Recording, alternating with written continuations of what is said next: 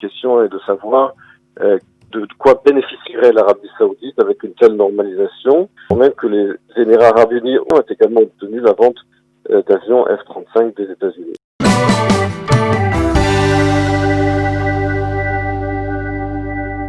Professeur Emmanuel Navon, bonjour, Boker Tov. Boker Or. La décision de l'Arabie Saoudite d'autoriser le survol de son espace aérien par des avions au départ de l'aéroport Ben Gurion et en direction même de l'aéroport Ben Gurion est-elle la décision qui va permettre une percée vers la normalisation prochaine avec l'Arabie Saoudite ? Je l'espère, mais je n'en suis pas sûr. D'abord, cette décision en elle-même est évidemment la bienvenue, puisque cela permettra effectivement au vol en provenance d'Israël de se diriger vers l'Asie sans avoir à faire de détour. Et donc cela économisera du temps et de l'argent pour les voyageurs israéliens. Donc ce développement est le bienvenu. En ce qui concerne une future normalisation possible entre l'Arabie Saoudite et Israël, pour l'instant, les dirigeants saoudiens s'en sont tenus à déclarer qu'il n'y aura pas de normalisation tant qu'il n'y aura pas d'avancée sur le dossier palestinien et qu'Israël n'aura pas accepté l'initiative de paix saoudienne de 2002. Il faut comprendre la raison, à mon avis, de cette position saoudienne qui est plus ferme, je dirais, que celle des Émirats Arabes Unis, à savoir que les Émirats Arabes Unis, eux, peuvent se vanter, je dirais, d'avoir obtenu un gain politique vis-à-vis d'Israël, puisque le dirigeant des Émirats Arabes Unis a clairement déclaré le 13 août, lorsqu'il avait tweeté pour annoncer la normalisation avec Israël, qu'il avait obtenu le blocage complet du projet d'annexion israélien.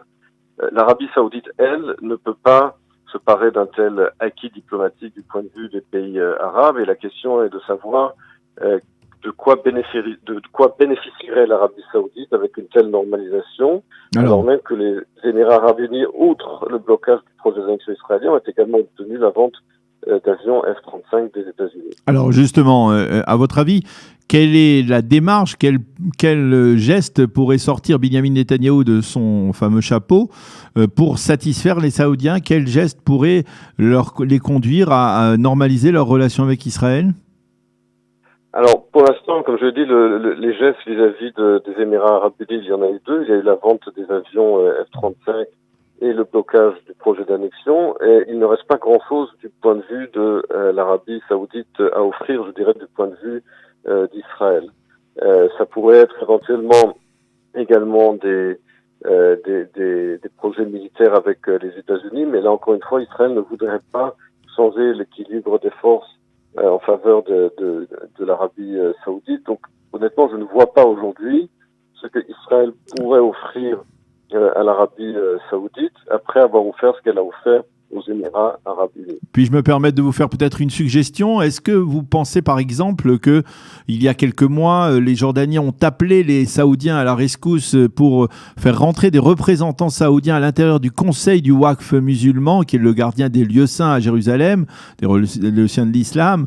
Est-ce que vous pensez que l'entrée de représentants saoudiens dans ce Waqf, c'est-à-dire la présence de Saoudiens qui pourraient contrecarrer la pénétration de plus en plus intense des Turcs via le Hamas sur le mont du Temple, ça serait de nature à satisfaire les Saoudiens?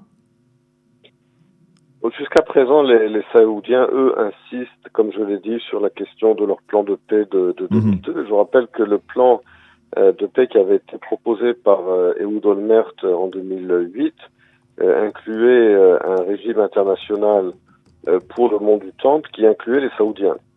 Donc l'idée d'inclure les Saoudiens dans le cadre d'un statut spécial pour le mont du Temple à Jérusalem a déjà été proposée.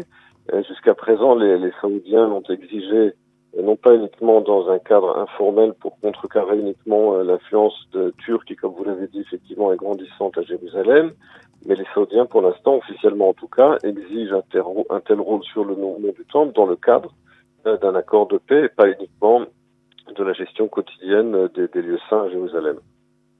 Ce qui veut dire il faut attendre encore, on va probablement attendre de longs mois avant d'espérer une sorte de normalisation avec l'Arabie Saoudite?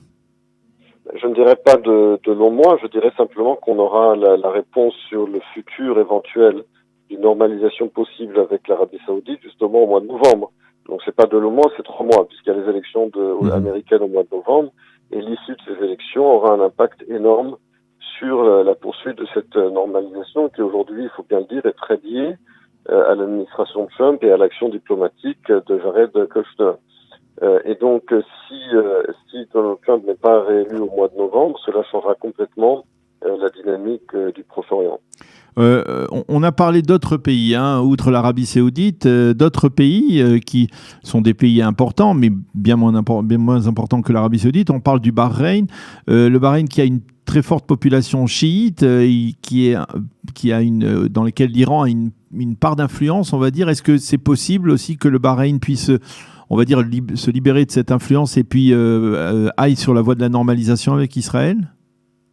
Alors, comme vous l'avez dit, le Bahreïn a une forte population chiite, d'où l'influence iranienne. Il y a un autre pays de la région sur lequel on ne pourra pas compter, c'est évidemment le Qatar, puisque le Qatar a des intérêts économiques communs avec l'Iran dans le domaine du gaz naturel. Donc, le Bahreïn est un gros point d'interrogation. Mais je dirais que pour Israël, la priorité aujourd'hui, ça devrait être véritablement de conclure l'accord avec les Émirats arabes unis avant le mois de novembre, parce qu'on ne sait pas ce qui se passera au mois de novembre. Il est impératif d'abord de conclure avec les Émirats arabes unis, ensuite de penser à d'autres pays éventuels, en sachant bien que l'Arabie saoudite est évidemment le plus important. Il y a de nombreux pays qui sont, on va dire, dans les starting blocks au niveau de leur normalisation avec Israël. Et alors, on a beaucoup parlé des pays du Golfe Persique qui ont un intérêt face à la menace du nucléaire iranien, mais il y a d'autres pays, par exemple, comme le Maroc, qui est dans le Maghreb, bien entendu, et qui n'a pas les mêmes intérêts. Quelle pourrait être, par exemple, la voie qui pourrait conduire à une normalisation avec le Maroc, une normalisation qui a existé dans le passé au moment du processus d'Oslo, n'est-ce pas? Le Maroc n'a pas évidemment de conflit avec Israël. Il y a aujourd'hui des liens économiques entre le Maroc et Israël, des projets économiques, des hommes d'affaires israéliens qui se rendent souvent au Maroc.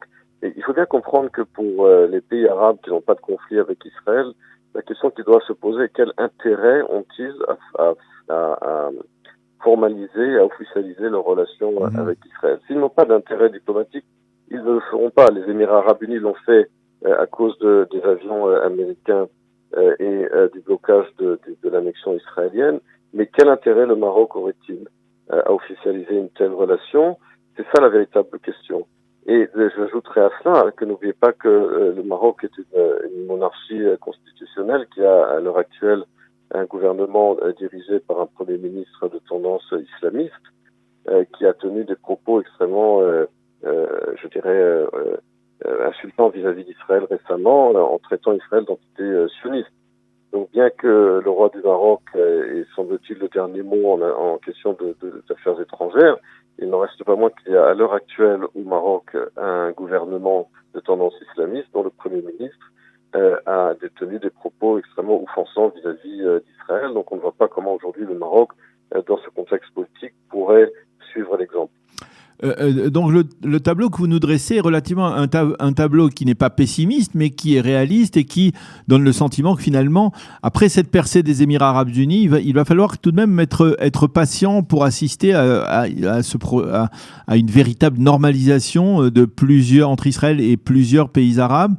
Est-ce que cela veut dire que, par exemple, les Palestiniens qui jusqu'à présent se retranchent dans une position de rejet, de refus, ont peut-être une opportunité peut-être d'en sortir? Qu'est-ce qui pourrait provoquer justement, on va dire, un changement d'approche de la part des Palestiniens? Aujourd'hui, l'autorité palestinienne n'a pas du tout un pouvoir d'influence sur les gouvernements arabes à travers le monde. Le Hamas est tenu financièrement par le Qatar.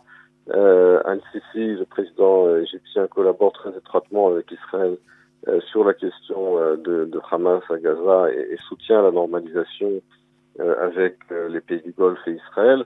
Donc les Palestiniens sont complètement isolés diplomatiquement et n'ont pas véritablement de marge de manœuvre.